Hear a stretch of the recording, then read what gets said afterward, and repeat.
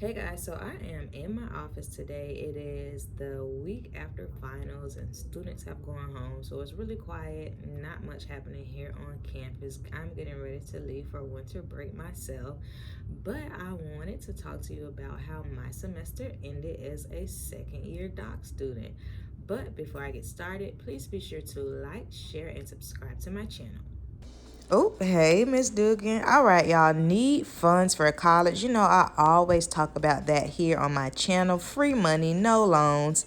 If you want my free college funds guide, be sure to drop your email into my email subscriber list. It's free. The link is in the description box below.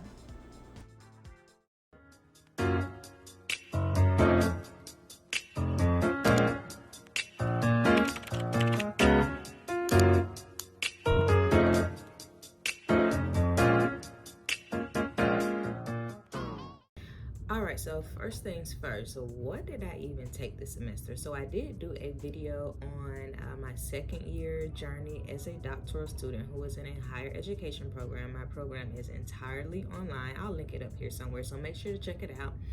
But in case you didn't watch that video, this semester I took two courses. I typically take 6 hours because I do get a stipend because I work for the university, and that covers my courses, and then I pay fees. So this semester I took intro to, well, it wasn't like an intro course, but I took a law and higher education course, and then I also took the advanced version of qualitative research. So those were the two courses that I took this semester. Now, I was a little nervous about my intro to law class because the professor already had sent out an email before the class even started. Like, make sure that y'all have y'all APA knowledge together because that will be the basics of this course and you will be docked for that. So I was already like a little nervous, and then somebody told me that the course was kind of hard, but it actually wasn't that hard. There was a lot of reading. Like, I previously would think to myself, man, I probably could have went to law school because I am a really strong reader, and I do like arguing sometimes. But after taking that class, I was like, no, y'all, the reading was so much. Oh my gosh, like it was like pages after pages. It was like at least 100 pages a week. It was a lot of reading, so that was one thing that was really like a downer about that course. But you would basically read the chapters, and then you would give like a response about a case where you would summarize it, and then you would stick to APA guidelines. So that's basically what I did throughout that course. And then there was a test at the end as well. It was open book, it was open notes, so that wasn't hard like at all. And I think I made like an A or a high B. So overall, that course was not bad at all. I just had to make sure that I kept up with the readings, and then that I was very just like stringent on my APA guidelines. If you are a doc student, that is something that is so important. If you are using APA, then you have to have a manual. You got to look at it constantly. You got to compare your stuff to other people's to see what they are doing to make sure that you're on the right track. So that was the biggest thing for that course. For my qualitative course, that was fairly simple. It just was a builder on the intro course. And basically, I just kind of took my paper that I started on, which was like a mini dissertation. I did mine on students with autism and finding work after post-secondary education, because I do a lot of work with students on the spectrum, and then there's a big job component to the program that I specifically work with. So I really wanted to look into that more, which was kind of fun. I'm not sure if I'll do that for my actual dissertation. I'm kind of not sure like where I'm headed with my actual topic, but it may be something like along the lines of that.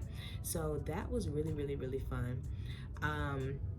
The paper was at least, well, it had to be at least 20 pages, but I went over, and I just kind of took what I already had, and then I just built up, and I just kind of built upon it, which wasn't hard at all. So I really did enjoy that course, and I felt like I learned a lot from both of them. So what I get, like, what'd you get, Dugan? I got 2 A's, y'all. I work hard. Like, I work really hard. As y'all know, I work full time, and then I actually have more than one job.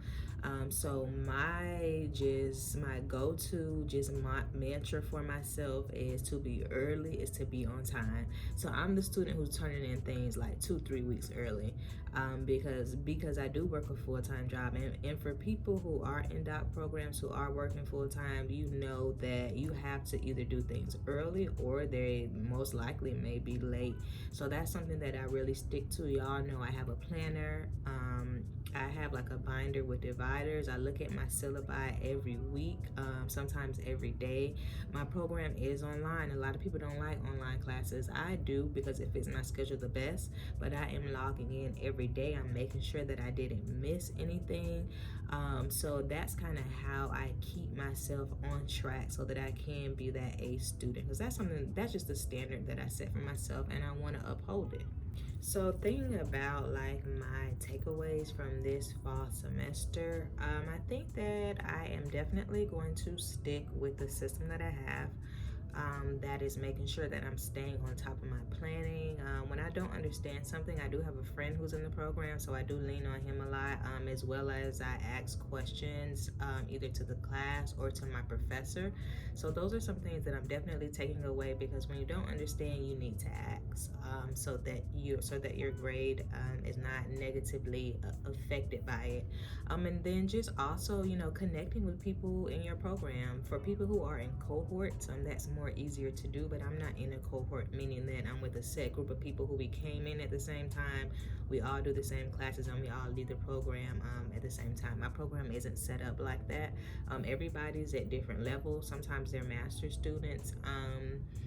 In my courses as well. So it's very important for you to find somebody who you can connect with. And I have that person, and that makes the program a lot more enjoyable. So that's something that I'm definitely taking away from this semester.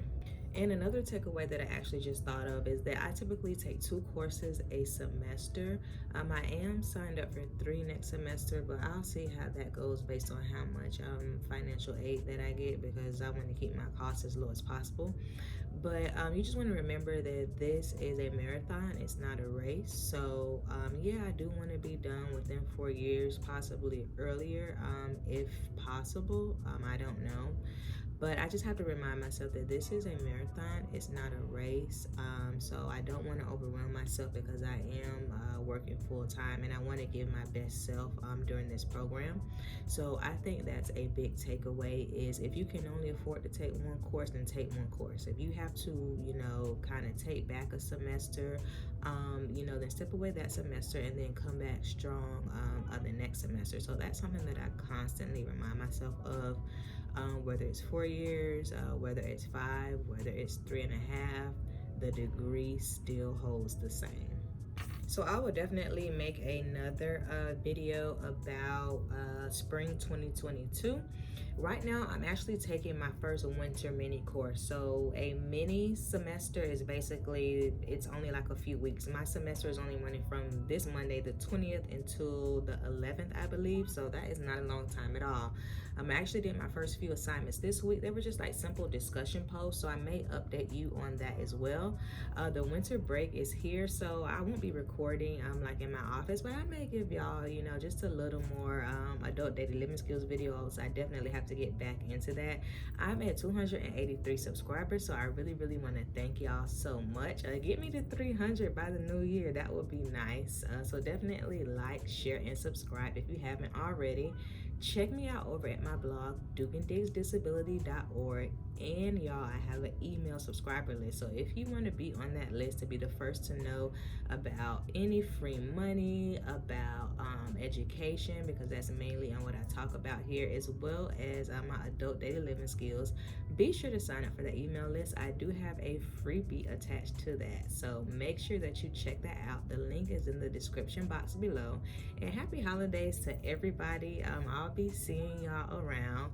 But thanks for watching this video. See you later. Bye.